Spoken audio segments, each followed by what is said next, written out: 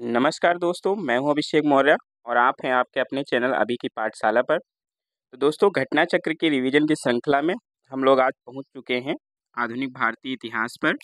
इससे पहले हम लोगों ने प्राचीन भारतीय इतिहास और मध्यकालीन भारतीय इतिहास के प्रश्नों को हल कर लिया है।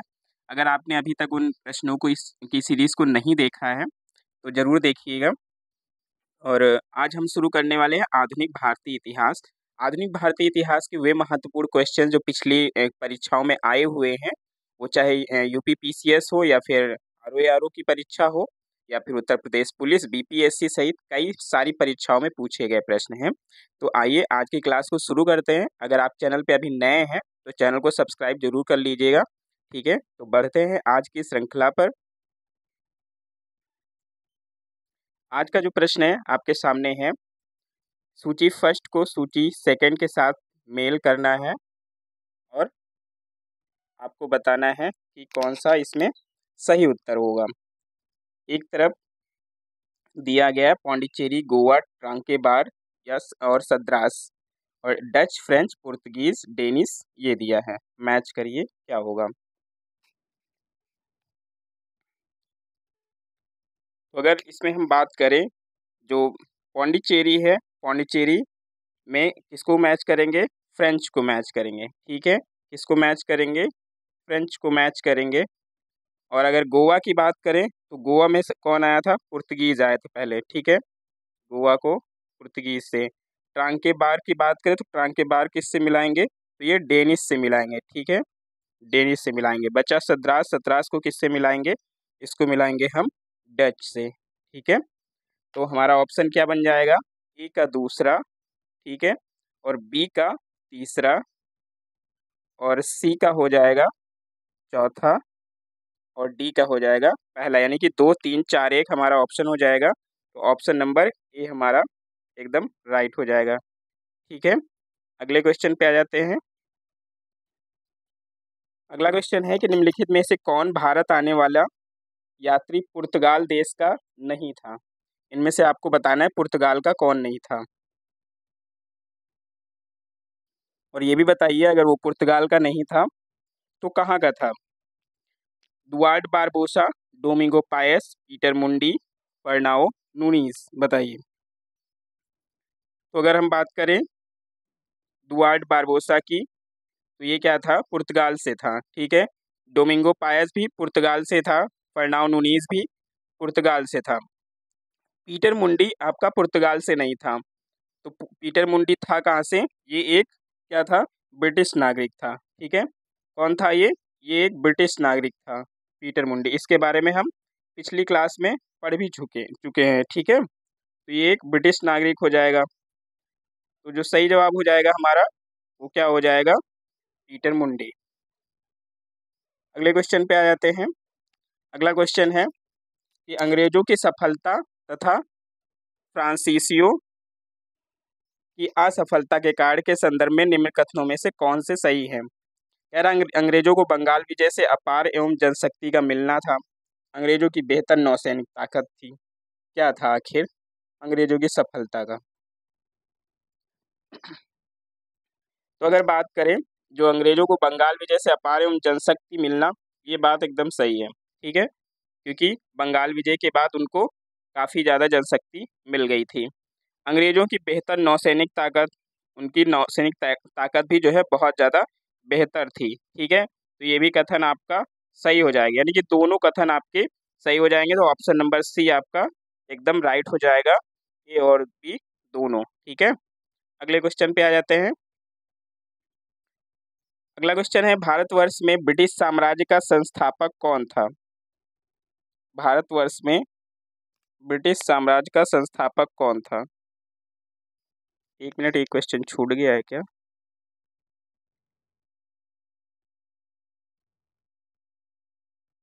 नहीं, छूटा नहीं है। ठीक है,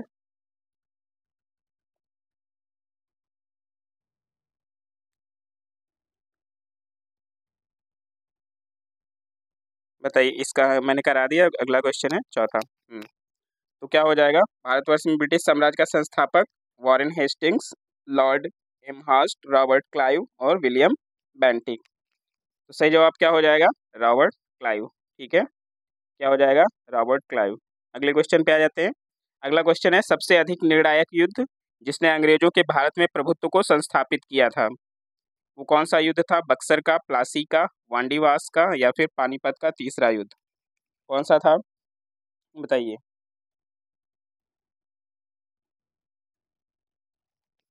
कौन सा ये युद्ध था? बक्सर का युद्ध कब हुआ था? तो बक्सर का युद्ध हुआ था 1764 में। ठीक है, कब हुआ था? 1764 में। और इसी को हम सबसे अधिक निर्णायक बोलते हैं। इससे पहले हुआ तो प्लासी का जरूर था 1757 में, लेकिन उसको एक शुरुआत बोलते हैं, लेकिन सबसे अधिक निर्णायक की बात करें तो वो बक्सर का है। ठीक है, अगले क्वेश्चन पे आ जाते हैं। अगला क्वेश्चन है, मुगल बादशाह द्वारा नियुक्त बंगाल का अंतिम सूबेदार था। कौन था बंगाल का अंतिम सूबेदार जो मुगल बादशाह द्वारा नियुक्त किया गया था? बताइए, क्या हो जाएगा? मुर्शीद कुली खां, सरफराज खां, सुजाउद्दीन मोहम्मद खां, या फिर अलीवर्दी खां? कौन था? तो ये था मुर्शीद कुली खां। कौन था? मुर्शीद कुली खां।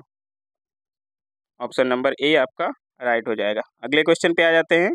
अगला क्वेश्चन कह रहा है, निम्नलिखित में से जो जिस एक शासक ने ईस्ट इंडिया कंपनी को दीवानी प्रदान की थी, वो था, मतलब किसने ईस्ट इंडिया कंपनी को दीवानी प्रदान की थी, वो आपको बताना है। हुआ क्या था? इलाहाबाद की जब दूसरी संधि हुई थी, कब? 1765 में। ठीक है, इलाहाबाद की जो दूसरी संधि हुई थी 1765 में, तो उसमें क्या हुआ, शाह आलम जो थे उनको अंग्रेजी जो है संरक्षण में ले लिया गया और उसे क्या किया गया, इलाहाबाद में रखा गया। इलाहाबाद जो कड़ा के जो क्षेत्र नवाब ने छोड़ दिए थे, वो अब क्या हुआ था, शाह आलम को मिल गए थे। और तभी 12 अगस्त 1765 को अपने फरमान द्वारा जो मुगल बादशाह शाह आलम द्वितीय था, उसने जो कंपनी को क्या किया, बंगाल, बिहार था उड़ीसा की दीवानी स्थायी रूप से दे दी थी। ठीक है, तो यहाँ पर जो सही जवाब है वो क्या हो जाएगा? सही जवाब हो जाएगा शाह आलम द्वितीय। ठीक है, क्या हो जाएगा? शाह आलम द्वितीय। अगले क्वेश्चन पे आ जाते हैं। अगला क्वेश्चन कह रहा है, मेल मिलाप का है। बताइए, इलाहाबाद की संधि कब हुई? एक सला चौपल की संधि, ला बर्डनासे द्वारा मद्रास का अधिकार, डुप्ले की युद्ध? बताइए।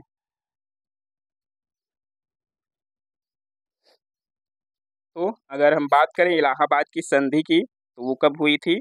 वो हुई थी आपकी 1765 में। कब हुई थी? 1765 में। अभी हमने जिक्र किया उसका, तो इसको मिला देंगे 1765, यानी कि ए का चौथा, एक चौथा एक ही ऑप्शन में है। ये ऐसा कभी कभी होता है कि एक को मिलाने से सारे मैच हो जाते हैं, लेकिन हमेशा ऐसा नहीं होता है। अगर एक सला चैपल की संधि की बात करें तो ये कब हुई थी? ये हुई थी 1748 में। कब हुई थी? 1748 में। और जो ला बडनास द्वारा मद्रास पर अधिकार किया था, वो कब हुआ था? वो हुआ था आपका 1746 में। ठीक है, और डुप्ले को पद से कब हटाया गया था? डुप्ले को पद से हटाया गया था 1754 में। ठीक है, तो आपका 4-3-2-1 आपका राइट ऑप्शन हो जाएगा। क्लियर है? अगले क्वेश्चन पे आ जाते हैं। अगला क्वेश्चन कह रहा है, सिख राज का अंतिम राजा कौन था? सिख राज का अंतिम राजा कौन था? खड़क सिंह, शेर सिंह, नौनिहाल सिंह, या फिर दलीप सिंह? कौन था? बताइए। इजी क्वेश्चन है, बहुत ज़्यादा पूछा जाता है, लेकिन तो जो महाराजा दलीप सिंह थे वो सिख साम्राज्य के अंतिम शासक थे। ठीक है, इन्होंने कब तक राज्य किया था? तो इन्होंने 1843 से लेकर 1849 तक का राज्य किया था। ठीक है, अगले क्वेश्चन पे आ जाते हैं। अगला क्वेश्चन कह रहा है, तृतीय आंग्ल आंग्ल मराठा युद्ध संबंधित है, इनमें से किससे तृतीय आंग्ल मराठा युद्ध संबंधित है? जो ये आंग्ल मराठा युद्ध हुए थे, इनसे एक क्वेश्चन सभी एग्जाम्स में जरूर आता है। ठीक है, तो इनको अच्छे से पढ़ लीजिएगा। तो तृतीय आंग्ल मराठा युद्ध कब हुआ था? ये हुआ था 1817 और 18 में। ठीक है, अगर बात करें समय की तो 1817-18 में ये हुआ था। ठीक है, और इससे कौन संबंधित है? इससे संबंधित है जो हेस्टिंग्स था, लॉर्ड हेस्टिंग्स, वो इससे संबंधित है। ठीक है, कभी कभी क्वेश्चन ये मैचिंग में भी आ जाता है, तो ध्यान रखिएगा। अगले क्वेश्चन पे आ जाते हैं। अगला क्वेश्चन कह रहा है, कि निम्नलिखित में से किस वर्ष प्रयागराज के किले पर अंग्रेजों का अधिकार स्थापित हुआ था? अंग्रेजों का जो अधिकार था वो प्रयागराज पर कब स्थापित हुआ, आपको ये बताना है। 1790 में हुआ, 1792, 1796 या फिर 1797? बताइए। तो जिस टाइम ये हुआ था जो है अंग्रेजों के अधिकार में, उस टाइम पे अगर नवाब की बात करें तो नवाब कौन था? तो उस टाइम नवाब था सादत अली। ठीक है, कौन था? सादत अली। और उसी ने क्या किया था, जो प्रयागराज है उसको अंग्रेजों के हाथों में दे दिया था। कब दिया था? 1797 में दे दिया था। ठीक है, क्या किया था? 1797 में दे दिया था। क्लियर है? अगले क्वेश्चन पे आते हैं।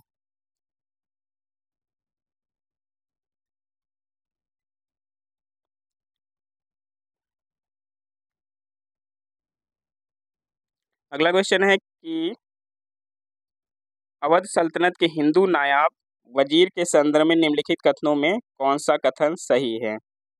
आपको बताना है इनमें से कौन सा कथन सही है। कह रहा है, राजा टिकैत राय नवाब आसफुद्दौला के अर्थ मंत्री थे। अवध के नवाबों के राज्य में सामान्यतया क्या होता था? कतिपय हिंदू जातियों के लोगों को उच्च स्थान प्राप्त था।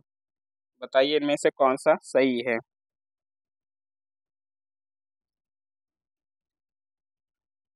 तो जो पहला दिया गया है आपका कि राजा टिकैत राय नवाब आसफुद्दौला के दीवान या फिर अर्थ मंत्री थे। ठीक है, ये बात एकदम सही है।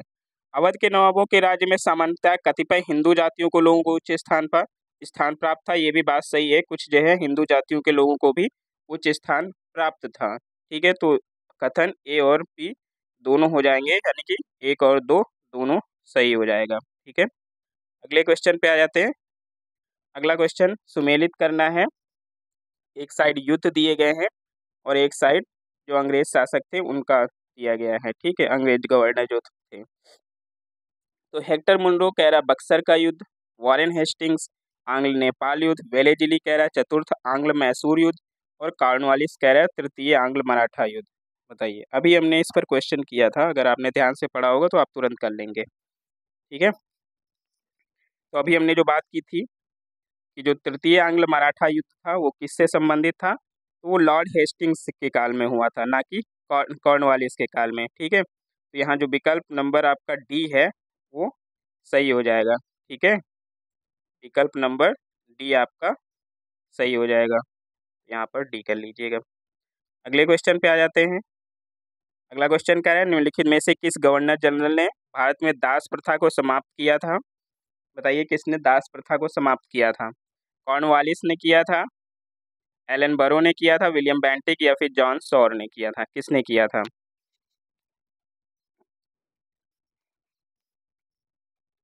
तो ये उन्मूलन कब हुआ था? बताइए। ये हुआ था 1843 का जो एक्ट था, पांचवा एक्ट। ठीक है, ये कब हुआ था? 1843 के एक्ट के तहत हुआ था। ठीक है, और ये किया किसने था? तो वो किया था एलन बरो ने। ठीक है, किसने किया था? एलन बरो ने। अगले क्वेश्चन पे आ जाते हैं। अगला क्वेश्चन मिलान करना है। बताइए, सॉरी, कालक्रमानुसार व्यवस्थित करना है। सिक्किम का विलय दे रखा है, झांसी का विलय, पंजाब का विलय, बर्मा का विलय। बताइए कौन किस हिसाब से हुआ, उस हिसाब से आपको अरेंज करना है। ठीक है, तो सबके ईयर को देख लेते हैं, उसी हिसाब से हम लोग मिलान इसका अरेंज कर लेंगे। तो अगर बात करें सिक्किम का विलय, तो सिक्किम ब्रिटिश भारत में कब मिला था? तो ये हुआ था 1850 में। कब मिला था?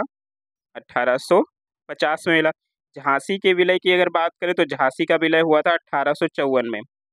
कब हुआ था? 1854 में हुआ था। ठीक है, पंजाब के विलय की बात करें तो ये कब हुआ था? ये हुआ था 1849 में। कब हुआ था? 1849 में। और बर्मा कब मिलाया गया? तो बर्मा मिलाया गया था 1853 में। ठीक है, कब मिलाया गया?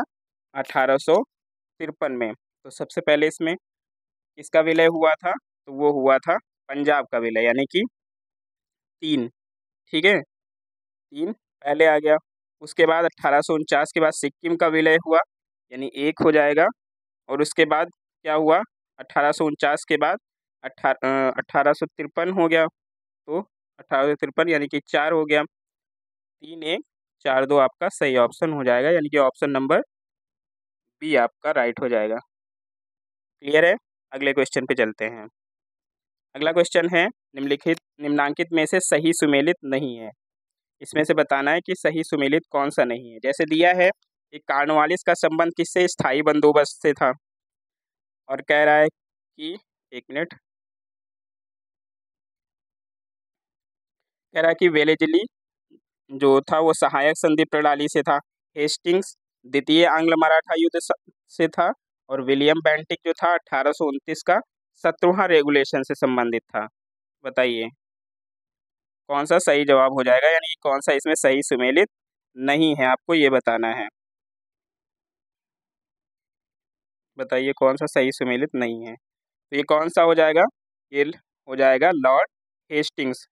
ठीक है, ये उससे संबंधित नहीं है। कौन संबंधित था इससे, जो वेलेजली था, यही द्वितीय आंग्ल मराठा युद्ध से संबंधित था। ठीक है, कौन था, वेलेजली संबंधित था। ठीक है, इसको याद रखिएगा, वेलेजली ही द्वितीय आंग्ल मराठा युद्ध से संबंधित था। तो ऑप्शन नंबर सी आपका एकदम राइट हो जाएगा। अगले क्वेश्चन पे चलते हैं। अगला क्वेश्चन कह रहा है कि ब्रिटिश भारत में सैन्य बल पर केंद्रीय राजस्व का कुल कितना प्रतिशत व्यय होता था। बताइए कितना प्रतिशत व्यय किया जाता था केंद्रीय राजस्व का। तो ये लगभग कितना व्यय होता था, ये लगभग 40% व्यय होता था। ठीक है, कितना होता था, 40%। अगले क्वेश्चन पे आ जाते हैं। अगला क्वेश्चन कह रहा है 18वीं शताब्दी के उत्तरार्ध में किसे प्रायः कंपनी बहादुर की शानो शौकत का स्थानीय प्रतिनिधि कहा जाता था। मतलब इनमें से किसको कंपनी बहादुर की शानो शौकत बोला जाता था। कोतवाल, दारोगा, अमला या जमींदार, किसको बोला जाता था।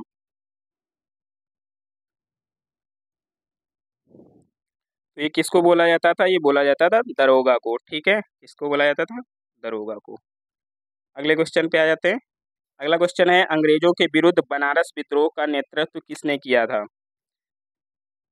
शुजाउद्दौला ने, असफउद्दौला ने, राजा चेत सिंह, राजा महिप नारायण सिंह, किसने किया था बनारस विद्रोह का नेतृत्व। तो ये किसने किया था, ये किया था राजा जो चेत सिंह थे, उन्होंने किया था। इसने किया था राजा चेत सिंह। और कब किया था, 1781 में। ठीक है, कब किया था, 1781 में किया था। क्लियर है? अगले क्वेश्चन पे आ जाते हैं। अगला क्वेश्चन कह रहा है, किस वायसराय की हत्या अंडमान निकोबार द्वीप समूह में एक दंडित अपराधी द्वारा की गई थी। मतलब एक सजा पाए अपराधी द्वारा किया गया था।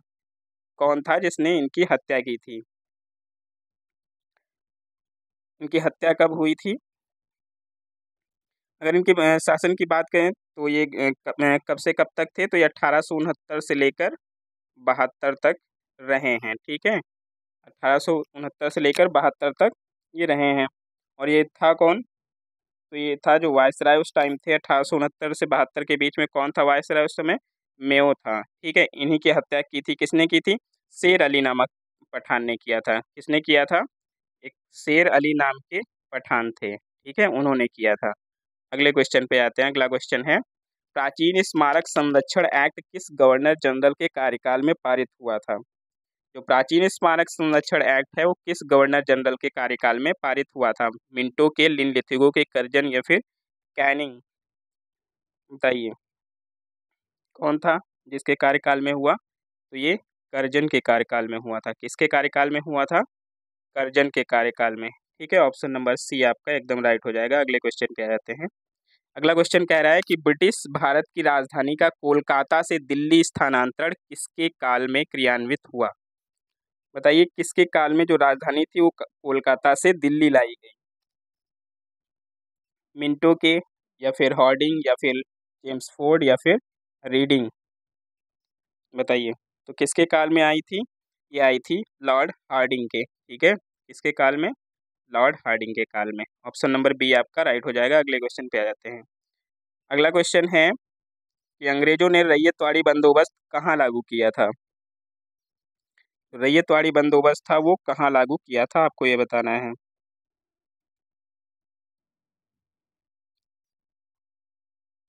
रैयतवाड़ी व्यवस्था की अगर जन्मदाता की बात करें तो कौन था, टॉमस मुनरो और कैप्टन रीड थे। ठीक है, और ये जो व्यवस्था थी रैयतवाड़ी वो मद्रास और बम्बई बम्बई दोनों प्रेसिडेंसी में थी। ठीक है, तो ऑप्शन नंबर आपका डी एकदम राइट हो जाएगा। अगले क्वेश्चन पे जाते हैं। अगला क्वेश्चन, निम्न में से किसने निकास के सिद्धांत का प्रतिपादन किया था? निकास के सिद्धांत का प्रतिपादन किसने किया था, बताइए। इसको बहिर्गमन का सिद्धांत भी बोला जाता है। क्या बोला जाता है? बहिर्गमन का सिद्धांत। और ये सिद्धांत किसने दिया था? तो ये सिद्धांत दिया था वयोवृद्ध व्यक्ति यानी कि दादा भाई नौरोजी। ठीक है, अगले क्वेश्चन पे आ जाते हैं। अगला क्वेश्चन, किसने यह विचार दिया था कि भारत में जो ब्रिटिश आर्थिक नीति है वो घिनौनी है? किसने यह विचार दिया था? बीजी तिलक ने, दादा भाई नौरोजी, कार्ल मार्क्स या फिर एडम स्मिथ ने दिया था? तो किसने दिया था? ये दिया था जो अर्थशास्त्री थे कार्ल मार्क्स, उन्होंने दिया था। ठीक है, कार्ल मार्क्स ने दिया था कि जो ब्रिटिश आर्थिक नीति है वो घिनौनी है। अगले क्वेश्चन पे आ जाते हैं। अगला क्वेश्चन कह रहा, असम में सर्वप्रथम चाय कंपनी की स्थापना कब की गई, बताइए। चाय कंपनी की स्थापना कब हुई थी? 1835, 1837, 1839 या फिर 1841 में? कब हुई, बताइए। ये कंपनी थी सबसे पहले जो 5 लाख रुपए की पूंजी के साथ इंग्लैंड में स्थापित की गई थी। ठीक है, और इसका जो नजीरा यानी कि असम में इस कंपनी का क्या था? मुख्यालय था। तो ये कंपनी कब बनी थी यानी कब इस्टेब्लिश हुई थी? तो ये हुई थी 1839 में। ठीक है, कब हुई थी? 1839 आपका राइट आंसर हो जाएगा। अगले क्वेश्चन पे चलते हैं। अगला क्वेश्चन कह रहा है कि निम्नलिखित में से कौन भारत का एकमात्र यहूदी वायसराय था? बताइए, कौन एकमात्र यहूदी वायसराय था? तो अगर इसके कार्यकाल की बात करें तो इसका कार्यकाल क्या था? तो इसका कार्यकाल था 1921 से लेकर 1921 से लेकर 1926 तक। ठीक है, इसका कार्यकाल था। अब देख लीजिए किसके कार्यकाल में था ये। तो ये था कौन? लॉर्ड रीडिंग था। कौन था? Lord reading. ठीक है, ऑप्शन नंबर डी सही हो जाएगा। इसी के समय जो चौरी चौरा की घटना हुई थी वो भी हुई थी, स्वराज पार्टी का गठन हुआ था और रॉलेट एक्ट का निरसन हुआ था। ठीक है, अगले क्वेश्चन पे आ जाते हैं। अगला क्वेश्चन, मैच करना है आपको। एक तरफ क्रांतिकारियों के नाम दिए हैं और एक तरफ उनका स्थान दिया है, कौन किस स्थान से संबंधित है आपको ये बताना है। नाना साहब, नवाब हामिद अली खान, मौलवी महमूद उल्ला, मनीराम दीवान, बताइए कौन किससे संबंधित है, बताइए। तो अगर हम नाना साहब की बात करें तो नाना साहब किससे संबंधित होंगे? ये होंगे कानपुर से। ठीक है, नाना साहब को कानपुर से मिला लेते हैं। ठीक, नवाब हामिद अली खान ये किससे संबंधित हो जाएंगे? तो नवाब जो हामिद अली खान है वो दिल्ली से संबंधित हो जाएंगे। कहाँ से? दिल्ली से संबंधित हो जाएंगे। ठीक है, मौलवी अहमूद उल्ला की अगर बात करें तो ये कहाँ से संबंधित थे? तो ये लखनऊ से संबंधित थे। ठीक है, लखनऊ से।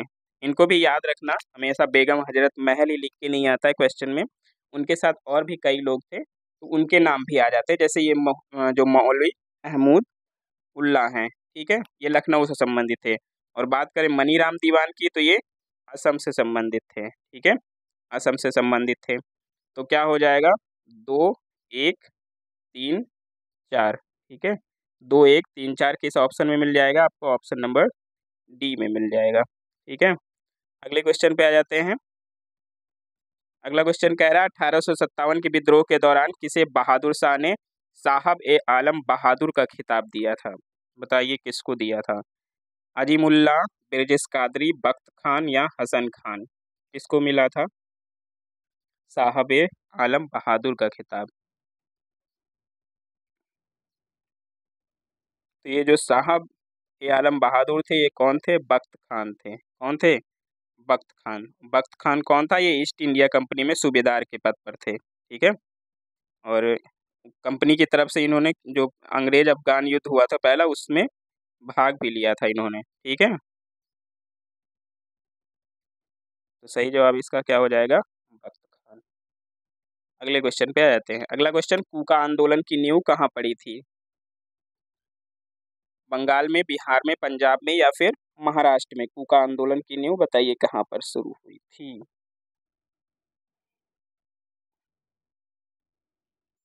इसकी अगर शुरुआत की जाए तो किसने किया था, ये 1840 के दशक में भगत जवाहर मल द्वारा की गई थी। ठीक है, कब? 1840 में, जो भगत जवाहर मल थे। ठीक है, भगत जवाहर मल, इन्होंने इसकी शुरुआत की थी। ठीक है, और ये शुरुआत कहाँ से हुई थी बताइए, तो ये शुरुआत हुई थी पंजाब से। ठीक है, पंजाब से इसकी शुरुआत हुई थी। अगले क्वेश्चन पे आ जाते हैं। अगला क्वेश्चन सुमेलित करना है। एक तरफ विद्रोह दिया गया है और एक तरफ उनका ईयर दिया गया है, आपको बताना है कौन किस ईयर में हुआ था। अहोम, कोल, संथाल, मोपला, बताइए कौन सा विद्रोह किस ईयर में हुआ था। तो जो अहोम विद्रोह हुआ था वो कब हुआ था, वो हुआ था 1828 में। ठीक है, कब हुआ था, 1828 में हुआ था। कोल विद्रोह की बात करें तो कोल कब हुआ था, तो ये हुआ था 1831-32 में हुआ था। ठीक है, और अगर बात करें संथाल विद्रोह की तो संथाल विद्रोह कब हुआ, 1855-56 में हुआ था। ठीक है, मोपला की बात करें तो मोपला कब हुआ था, 1921 में हुआ था। तो ए को हमने मिलाया 2 से, और बी को हमने मिलाया 4 से, सी को मिलाया 1 से, और डी को मिलाया 3 से, यानी कि 2 4 1 3 हो जाएगा। 2 4 1 3 कौन से ऑप्शन में मिल जाएगा, ऑप्शन नंबर ए में मिल जाएगा। ठीक है, अगले क्वेश्चन पे आ जाते हैं। अगला क्वेश्चन है कि निम्नलिखित में से किसने कालिदास की प्रसिद्ध रचना शाकुंतलम का पहली बार अंग्रेजी अनुवाद किया था। बताइए किसने शाकुंतलम जो रचना है उसका अंग्रेजी अनुवाद किया था। Charles Wilkins, Henry Colebrooke, Johann Wolfgang या सर विलियम जोन्स, किसने किया था। तो ये कौन थे, ये थे सर विलियम जोन्स। ठीक है, क्या थे, सर विलियम जोन्स थे। अगले क्वेश्चन पे आ जाते हैं। किसके सतत प्रयत्नों से मुंबई में प्रथम महिला विश्वविद्यालय की स्थापना हुई। बताइए किसके प्रयासों से मुंबई में क्या हुआ, प्रथम विश्वविद्यालय, महिला विश्वविद्यालय की स्थापना हुई थी। और ये कब हुई थी, 1916 में इसकी स्थापना हुई थी। कब हुई थी, 1916 में। और ये किसके प्रयासों से हुई, ये हुई डी के कर्वे जो थे उनके प्रयासों से, महाराष्ट्र में थे, महाराष्ट्र में मतलब हुई थी। और ये कौन थे, ये समाज सुधारक थे। ठीक है, तो ऑप्शन नंबर बी आपका एकदम राइट हो जाएगा। अगले क्वेश्चन पे आ जाते हैं। डेक्कन एजुकेशनल सोसाइटी की स्थापना से कौन संबंधित था। डेक्कन एजुकेशनल सोसाइटी, बताइए कौन संबंधित था डेक्कन एजुकेशनल सोसाइटी। अगर इसकी स्थापना की बात करें तो इसकी स्थापना जो मूल रूप से है वो 1880 में हुई थी। ठीक है, कब हुई थी, 1880 में हुई थी। न्यू इंग्लिश स्कूल के नाम से हुई थी। कहाँ पर हुई थी, पुणे में हुई थी। ठीक, न्यू इंग्लिश स्कूल के नाम से इसकी स्थापना हुई थी। और 1884 में क्या हुआ था, डेक्कन जो एजुकेशनल सोसाइटी इसका नाम कर दिया गया था। ठीक है, तो अगर इसके संस्थापकों में बात करें अगर हम, तो कौन कौन थे, वी के चिपलुंकर थे, और एम बी नामजोशी, गोपाल गणेश आगरकर, और जो बाल गंगाधर तिलक है वो थे। ठीक है, बीजी तिलक। ठीक है, तो ऑप्शन नंबर सी आपका यहाँ पर एकदम राइट हो जाएगा। अगले क्वेश्चन पे चलते हैं। अगला क्वेश्चन कह रहा है 1817 ईस्वी में डेविड हेयर द्वारा प्रसिद्ध हिंदू कॉलेज की स्थापना कहाँ पर की गई थी। इनमें से आगरा में, कलकत्ता में, पटना में या फिर वाराणसी में, कहाँ पर हिंदू कॉलेज की स्थापना की गई थी। तो ये स्थापना कहाँ की गई थी, ये स्थापना की गई थी कलकत्ता में। ठीक है, कहाँ की गई थी, कलकत्ता में की गई थी। अगले क्वेश्चन पे आ जाते हैं। अगला क्वेश्चन कह रहा है Mohammedan Anglo oriental college Aligarh की स्थापना निम्नलिखित में से किस वर्ष हुई। बताइए किस वर्ष हुई थी मोहम्मडन एंग्लो ओरिएंटल कॉलेज, जो अलीगढ़ विश्वविद्यालय है, अब जो नया नाम है उसका, उसी की। तो ये कब हुई थी, ये हुई थी 1875 में। ठीक है, अगले क्वेश्चन पे आ जाते हैं। अगला क्वेश्चन मिलान करना है आपको। एक तरफ दे रखा है आपका समाचार पत्र, एक तरफ भाषा दे रखी है। बताइए भारत मित्र, राष्ट्रमत, प्रजामित्र, नायक, कौन किस भाषा में था, आपको बताना है। तो भारत मित्र की बात करें तो भारत मित्र किस में थी? ये हिंदी में थी। राष्ट्रमत की बात करें तो राष्ट्रमत किस में थी? ये मराठी में मिल जाएगी आपको। और प्रजामित्र प्रजामित्र गुजराती में थी। ठीक है। और नायक की बात करें तो नायक एक बंगाली समाचार पत्र है। ठीक है। तो ए का क्या हो जाएगा? 3 हो जाएगा, बी का 4 हो जाएगा, सी का 2 हो जाएगा और डी का 1 हो जाएगा। 3 4 2 1 किसमें मिल जाएगा आपका? ऑप्शन नंबर सी में मिल जाएगा ये आपको। ठीक है। अगले क्वेश्चन पे आ जाते हैं। अगला क्वेश्चन है निम्नलिखित में से कौन सा युग्म सुमेलित नहीं है? आपको बताना कौन सा सुमेलित नहीं है। इंदु प्रकाश जो है पत्रिका आपकी कह रहा है M G Ranade. Native opinion है वो कह रहा है B N Mandlik. Bombay Chronicle Gopal Krishna Gokhale बता रहा है। इंडियन मिरर कह रहा है देवेंद्रनाथ टैगोर की पत्रिका है। बताइए कौन सा सही नहीं है, कौन सा सुमेलित नहीं है, बताइए।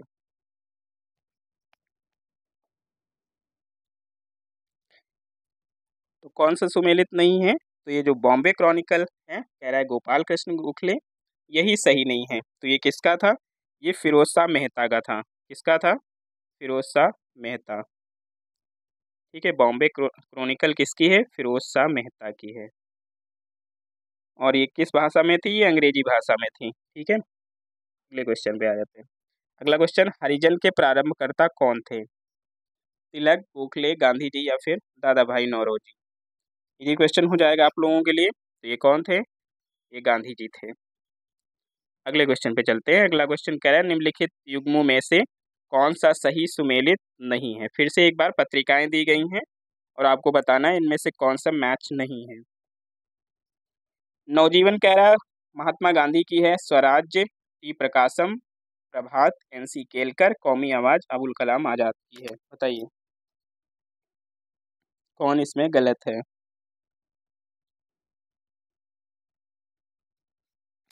तो अगर नवजीवन की बात करें तो महात्मा गांधी की है, सही है। स्वराज्य की बात करें टी प्रकाशम की है, एकदम सही है। प्रभात की बात करें तो एनसी केलकर की है। कौमी आवाज कह रहा अबुल कलाम आजाद की है, जो कि गलत है। ये किसकी है? ये जवाहरलाल नेहरू की है। जवाहरलाल नेहरू के साथ में और एक रफ़ी अहमद किदवाई जी थे। दोनों ने लखनऊ में से प्रारंभ किया था। कब प्रारंभ किया था? 1945 के दशक में प्रारंभ किया था। कौन? जवाहरलाल नेहरू और जो रफ़ी अहमद किदवाई थे, उन दोनों लोगों ने। तो सही जवाब आपका इसमें क्या हो जाएगा? गलत पूछा गया नहीं कि ऑप्शन नंबर डी आपका गलत है। ठीक है। अगले क्वेश्चन पे चलते हैं। भारतीय ब्रह्म समाज के संस्थापक थे। बताइए कौन था भारतीय ब्रह्म समाज का संस्थापक? ठीक है। देवेंद्रनाथ टैगोर, ईश्वर चंद्र विद्यासागर, केशव चंद्र सेन, राजा राम मोहन राय कौन थे? ये क्वेश्चन हो जाएगा आप लोगों के लिए। तो ये कौन थे? ये थे केशव चंद्र सेन। ठीक है। ध्यान रखिएगा, ब्रह्म समाज अलग है और भारतीय ब्रह्म समाज अलग है। अगर ब्रह्म समाज क्वेश्चन में पूछा जाए तो उसका आंसर हम करेंगे राजा राम मोहन राय। ठीक है। लेकिन अगर भारतीय ब्रह्म समाज के संस्थापक पूछे तो वो कौन थे? वो थे केशव चंद्र सेन थे। ठीक है। अगले क्वेश्चन पे आ जाते हैं। कह रहा भारतीय राष्ट्रवाद का जनक किसे माना जाता है? भारतीय राष्ट्रवाद का जनक किसे माना जाता है? गोपाल कृष्ण गोखले, बाल गंगाधर तिलक, सुरेंद्र नाथ बनर्जी, उपयुक्त में से कोई नहीं? जवाब दीजिए। सेशन अच्छा लग रहा हो तो सेशन को लाइक करना मत भूलिए। तो ये कौन थे बताइए? तो जो राष्ट्रवाद, भारतीय राष्ट्रवाद का जनक है वो किसको माना जाता है? वो माना जाता है राजा राम मोहन राय को। किसको माना जाता है? राजा राम मोहन राय को माना जाता है। ठीक है। जो कि इस ऑप्शन में नहीं दे रखा है। क्लियर है? तो सही जवाब हो जाएगा इनमें से कोई नहीं। ठीक है। Option number D. अगले क्वेश्चन पे आ जाते हैं। अगला क्वेश्चन, सत्यार्थ प्रकाश पवित्र पुस्तक है किस समाज की? जो सत्यार्थ प्रकाश पुस्तक है बताइए। तो सत्यार्थ प्रकाश जो थी वो कौन से समाज की थी? ये थी आर्य समाज की। इसकी आर्य समाज की। ठीक है। अगले क्वेश्चन पे चलते हैं। अगला क्वेश्चन है कालक्रमानुसार व्यवस्थित करना है। तुलसीदास, राजा राम मोहन राय, स्वामी विवेकानंद और स्वामी दयानंद सरस्वती। आपको बताना है कौन इस काल से रिलेटेड है। तो तुलसीदास किस काल में थे? ये 16वीं या फिर 17वीं शताब्दी में थे। ठीक है, 16वीं या 17वीं शताब्दी में थे। और अगर हम बात करें राजा राम मोहन राय, तो ये कब थे? ये 1772 से लेकर बात करें अगर हम 1833 तक। ठीक है,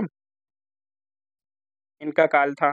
स्वामी विवेकानंद की बात करें तो स्वामी विवेकानंद 1863 से लेकर 1902, 1863 से लेकर 1902 तक इनका कार्यकाल रहा है। ठीक है, और दयानंद सरस्वती ये 1824 से लेकर 1883 तक रहे हैं। 1824 से लेकर 1883 तक रहे हैं। ठीक, तुलसीदास का मैंने बताया ये 16वीं और 17वीं शताब्दी में थे। ठीक है, तो कौन हो जाएगा सबसे पहले इसमें? तो सबसे पहले तो तुलसीदास जी आ जाएंगे। ठीक है, और उसके बाद कौन आएगा? उसके बाद आएंगे राजा राम मोहन राय। ठीक, और उसके बाद दयानंद सरस्वती, फिर उसके बाद कौन? स्वामी विवेकानंद। तो ऑप्शन नंबर आपका बी एकदम राइट हो जाएगा। ठीक है, 1 2 4 3। ठीक है, क्या हो जाएगा? 1 2 4 3। अगले क्वेश्चन पे चलते हैं। अगला क्वेश्चन है, शारदा अधिनियम के अंतर्गत लड़कियों एवं लड़कों के विवाह की जो न्यूनतम आयु रखी गई थी वो कितनी रखी गई थी? बताइए। 12 एवं 16, 14 एवं 18, 15 एवं 21, 16 एवं 22। बताइए कितनी रखी गई थी?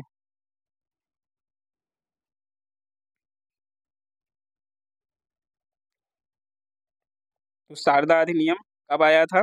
बताइए। शारदा अधिनियम जो 1929 में एक अजमेर के निवासी हुआ करते थे, कौन? हरविलास शारदा। ठीक है, इन्होंने ही बाल विवाह निषेध कानून लाया था। ठीक है, जिसे शारदा अधिनियम कहते हैं। ठीक, इन्होंने क्या बताया था कि जो लड़कियां हैं उनकी जो विवाह की न्यूनतम आयु है वो कितनी रखी जाए? वो 14 रखी जाए। ठीक, और लड़कों की जो थी एज वो 18 वर्ष निर्धारित किया इन्होंने। तो 14 एवं 18 वर्ष हो जाएगा। ठीक है, अगले क्वेश्चन पे आ जाते हैं। अगला क्वेश्चन, पैसेज आपको पढ़ना है फिर बताना है ये किसके बारे में दिया गया है। कह रहा 1853 में जन्मे ये पश्चिमी भारत के पारसी थे। ये इंडियन स्पेक्टेटर तथा वॉइस ऑफ इंडिया के संपादक थे।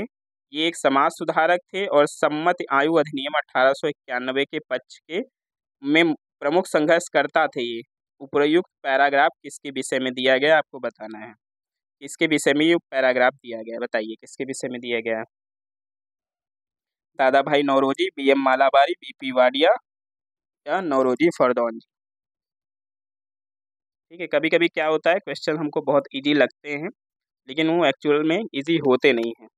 इसका सही जवाब क्या हो जाएगा? तो इसका सही जवाब हो जाएगा जो BM मालाबारी थे उनके बारे में ये दिया गया है। इसके बारे में? BM मालाबारी के बारे में। BM मालाबारी कौन थे? तो इनका जन्म 1853 में हुआ था। ठीक है, कब हुआ था? 1853 में इनका जन्म हुआ था। इनका पूरा नाम क्या था? बहराम जी मालाबारी था, जो कि एक पारसी थे। और इन्होंने द इंडियन स्पेक्टेटर का संपादन किया था।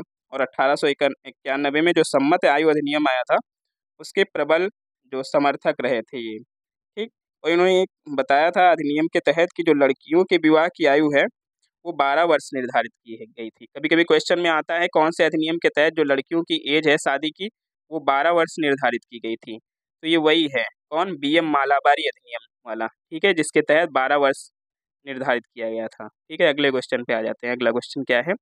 अगला क्वेश्चन है कि निम्नलिखित में से कौन सैयद अहमद खान के साथ यूनाइटेड इंडियन पैट्रियोटिक संगठन का संस्थापक था? कौन संस्थापक था सैयद अहमद खान के साथ?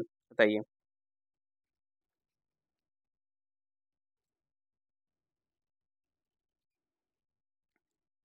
तो ये कौन संस्थापक था? बताइए। तो ये थे जो राजा शिव प्रसाद हैं, ये उन्हीं के साथ यूनाइटेड इंडियन पैट्रियोटिक संगठन के संस्थापक सदस्य थे। अगले क्वेश्चन पे चलते हैं। अगला क्वेश्चन, भारतीय राष्ट्रीय कांग्रेस का जो 1885 का था अधिवेशन उसके महासचिव कौन थे? बताइए महासचिव कौन था? A.O. ह्यूम, दादा भाई नौरोजी, WC बनर्जी या फिरोज शाह मेहता। तो कौन हो जाएगा? बताइए। इजी क्वेश्चन हो जाएगा आपका। तो ये कौन थे? ये थे A.O. ह्यूम। ठीक, अगर अध्यक्षता की बात करें तो अध्यक्षता किसने की थी? WC बनर्जी ने की थी। अगले क्वेश्चन में चलते हैं। निम्नलिखित में से कौन एक भारतीय राष्ट्रीय कांग्रेस से कभी संबद्ध नहीं रहे? बताइए किनका जो है जो रिश्ता है वो भारतीय राष्ट्रीय कांग्रेस से कभी भी नहीं रहा है? फिरोज शाह मेहता, हकीम अजमल खान, खान अब्दुल गफ्फार, सर सैयद अहमद खान। बताइए कौन थे?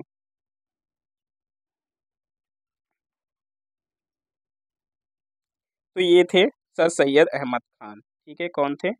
सर सैयद अहमद खान। ठीक, ये 1857 का जब विद्रोह चल रहा था उस समय जो ईस्ट इंडिया कंपनी थी उसकी न्यायिक सेवा में हुआ करते थे और ये कंपनी के प्रति बहुत ज़्यादा वफादार थे। ठीक है, और जो है जो कांग्रेस था उसके विरोध में थे। ठीक है, अगले क्वेश्चन पे आ जाते हैं। अगला क्वेश्चन कह रहा है किसने भारतीय राष्ट्रीय कांग्रेस पर प्रार्थना याचना तथा विरोध की राजनीति का आरोप लगाया था? बताइए किसने आरोप लगाया था विरोध की राजनीति करने का और प्रार्थना याचना? लाला हरदयाल, बाल गंगाधर तिलक, सुभाष चंद्र बोस, सरदार भगत सिंह। कौन थे? बताइए कौन थे?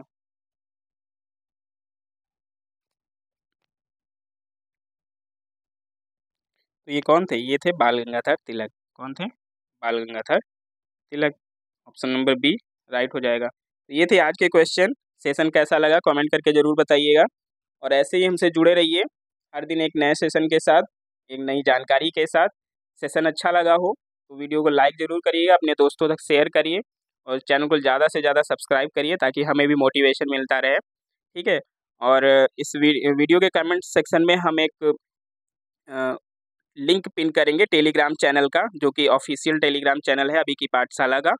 तो आप उससे जुड़ जाइएगा ताकि जो नोटिफिकेशन है वो तब आप तक आसानी से पहुंच जाए। मतलब कोई भी अगर हमें इन्फॉर्मेशन देनी है क्लास से रिलेटेड तो हम उस ग्रुप में शेयर कर दिया करें। ठीक है, तो आप लोग उस ग्रुप से जुड़ जाइएगा ताकि इन्फॉर्मेशन आप तक पहुंच जाए। ठीक है, तो आज के लिए लेते हैं विदा, फिर मिलेंगे। तब तक के लिए थैंक यू, जय हिंद, गुड बाय।